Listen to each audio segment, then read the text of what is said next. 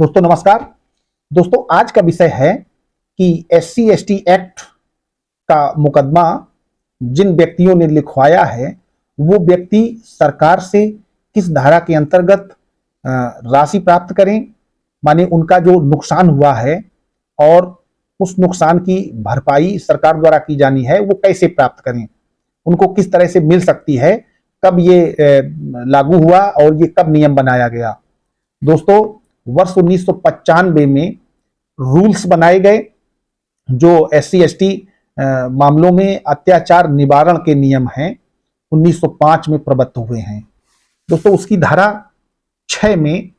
ये अभिकथित किया गया, माने कहा गया कि जब कोई व्यक्ति जो एससी एसटी समुदाय का है और ऐसे किसी व्यक्ति द्वारा पीड़ित किया गया है जो एससी एसटी समुदाय का नहीं है, तो ऐसे व्यक्ति के द्वारा जब पुलिस अधीक्षक या जिला मजिस्ट्रेट को कोई एप्लीकेशन दी जाएगी, कोई प्रार्थना पत्र दिया जाएगा कि हमारे साथ ये अन्याय हुआ है और हमें ये क्षति पहुंचाई गई, हमारा ये नुकसान हो गया है, तो तत्काल पुलिस अधीक्षक या जिला मजिस्ट्रेट ऐसे किसी अधिकारी को नियुक्त करेंगे जो कम से कम सर्किल ऑफिसर से नीचे का ना हो, माने वो सीओ रैंक का अधिकारी हो, उसको नियुक्त करेंगे। वो एक्चुअली इसमें जो भाषा दी है वो ये दी है कि पुलिस उप अधीक्षक के पद से नीचे का ना हो। पुलिस उप अधीक्षक के अंतर्गत सीओ ही आते हैं या एडिशनल एसपी या स्वयं एसपी, तो इनको नामित करेगा कि वो जाकर के वहां जांच करें कि क्या वास्तव में ऐसे व्यक्ति के साथ कोई अपराध हुआ है। तो पुलिस उप अधीक्षक माने उपाधीक्षक या सीओ द्वारा एक जांच की जाती है और उस जांच में 3 चीजें लिखी जाती हैं। दोस्तों वो क्या है उसकी मैं जानकारी दे दूं। पहला तो होता है कि राहत के हकदार पीड़ितों और उनके कुटुंबों के जो सदस्य हैं उनकी एक सूची बनाई जाती है, माने इन लोगों को राहत दी जाए या इनको कुछ पैसा दिया जाए। दूसरा, अत्याचार और पीड़ितों की संपत्ति की जो हानि हुई है, माने उनका लॉस कितना हुआ ये निकाला जाएगा। अगर अब इसमें एक सूची और है, उस सूची में अलग अलग प्रकार के अपराध हैं जिनमें धनराशि पहले से ही निश्चित है कि इतनी मिलनी है और वो अलग अलग प्रक्रम पर मिलती है। एफआईआर दर्ज होते समय कुछ अलग अमाउंट मिलेगा, उस मामले में जब आरोप पत्र पहुंचेगा तब अलग अमाउंट मिलेगा, आरोप पत्र के बाद में जब गवाही चालू होगी और कन्विक्शन हो जाएगा तब कुछ और अमाउंट मिलेगा। दोस्तों ये केवल इसलिए किया गया कि हमारे साथी, हमारे भाई जो एससी एसटी समुदाय के हैं, पिछड़े हुए हैं, उनको अन्य लोगों द्वारा अगर कोई ऐसी हानि पहुंचाई जा रही है, उनको सिर्फ इसलिए परेशान किया जा रहा है कि वो एससी एसटी समुदाय के हैं, तो क्यों ना उनकी भरपाई की जाए।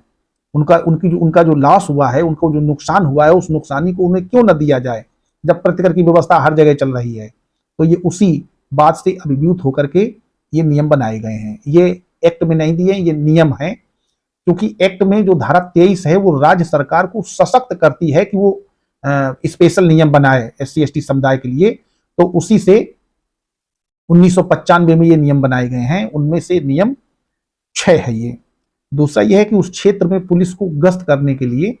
ये कह देंगे और उसकी एक रिपोर्ट तैयार करेंगे कि इतने रुपए की नुकसानी हो गई है और वो रिपोर्ट सबमिट करेंगे पुलिस अधीक्षक के पास या जिला मजिस्ट्रेट के पास, और साक्षियों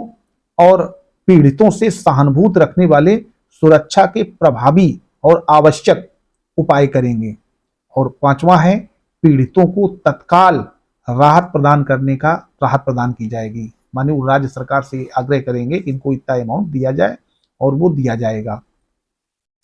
दोस्तों एससी एसटी एक्ट के मुकदमे में एक विशेष बात बहुत आवश्यक है जिसको मैं बताना चाहता हूं। विशेष बात यह है कि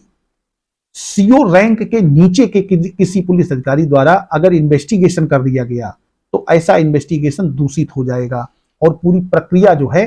वो गड़बड़ा जाएगी। कभी कभी क्योंकि अब 1995 में नियम आ गया है, ये 1995 का ही नियम है, इससे पहले ये नियम नहीं था। इसका नियम 7 ये कहता है कि जो अन्वेषण अधिकारी होंगे वो कम से कम पुलिस उपाधीक्षक से नीचे के नहीं होंगे। माने अगर किसी इंस्पेक्टर ने या कोतवाल जिसको कहते हैं, कोतवाली में वो भी रहते हैं, अगर उनके द्वारा किसी SC/ST एक्ट के मुकदमे में कोई इन्वेस्टिगेशन कर दिया गया, इन्वेस्टिगेशन इतना भी हो सकता है कि केस डायरी में केवल एक पर्चा काट दिया जाए कि FIR लिखी गई और FIR लेकर के बयान दिए गए, तो पूरा इन्वेस्टिगेशन दूषित हो जाएगा और ऐसी पूरी कार्रवाई क्वैश हो सकती है, क्वैश कराई जा सकती है। इस पर कई हॉनरेबल सुप्रीम कोर्ट और इलाहाबाद हाई कोर्ट और अन्य हाई कोर्ट की रूलिंग भी है। तो दोस्तों, आप अगर पीड़ित हैं SC/ST एक्ट से, इसमें आपके साथ कोई अपराध हुआ है और आपको अभी पैसा नहीं मिला है, कोई धन नहीं मिला है और अधिकांश नहीं मिलता है, क्योंकि विवेचक से जब तक आप कहेंगे नहीं, कोई प्रार्थना पत्र नहीं देंगे, वो ये सब करते नहीं है, नियम है। लेकिन चूंकि पीड़ित जब तक स्वयं आवाज नहीं उठाता है तब तक कोई भुगतान नहीं करता है, तो आप इसी धारा के अंतर्गत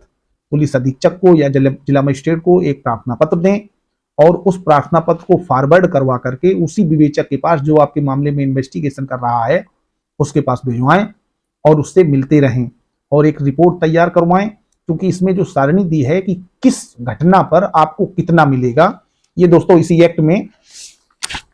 सारणी है उपाबंध 1 में, उसमें सब दिया हुआ है कि किस तरीके का मामला है तो क्या मिलेगा, कितना मानदंड रखा गया है राहत राशि का। जैसे अखाद्य या घृणाजनक पदार्थ रखना, अगर ऐसा किया गया है ये SC/ST समुदाय के किसी व्यक्ति के साथ, तो पीड़ित व्यक्ति को 1 लाख रुपए दिए जाएंगे। तो अब इसमें अलग अलग भी डिफाइन कर दिया गया कि किस टाइप का पदार्थ हो, जैसे मलमूत्र, मल, पशु, शव या कोई अन्य घृणाजनक पदार्थ इकट्ठा किया गया है तो उसका अलग अमाउंट है। प्रथम सूचना रिपोर्ट लिखाए जाने पर 25% है और आरोप पत्र न्यायालय में जब जाता है तो 50% है और उसके बाद फिर 25% है। इस तरीके से 100% आपको ये मिलेगा। तो इसमें जो उपाबंध दिए हुए हैं, माने इंडेक्स एनेक्जर दिया हुआ है, अनुसूची दी हुई है,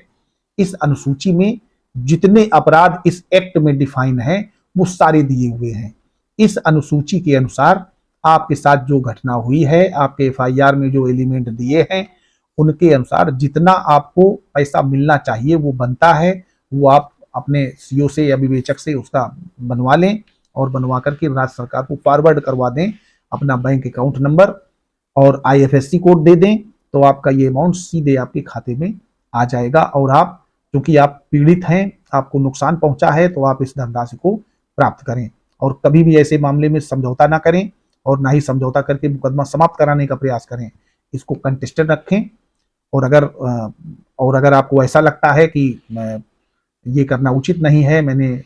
फर्जी ही लिखा दिया है, तो आप कतई इसको ना लें, क्योंकि इस अमाउंट को लेने के बाद आप होस्टाइल हो गए या आपने समझौते का प्रयास किया तो इसकी रिकवरी भी होगी और आप आगे मुकदमे में पड़ सकते हैं, परेशान हो सकते हैं। तो दोस्तों, मुझे जो जानकारी अच्छी लगी, ताकि बहुत सारे लोग, मैं प्रैक्टिशनर एडवोकेट हूँ, बहुत सारे लोग आते हैं कि मैंने मुकदमा लिखाया था लेकिन मुझे पैसा नहीं मिला,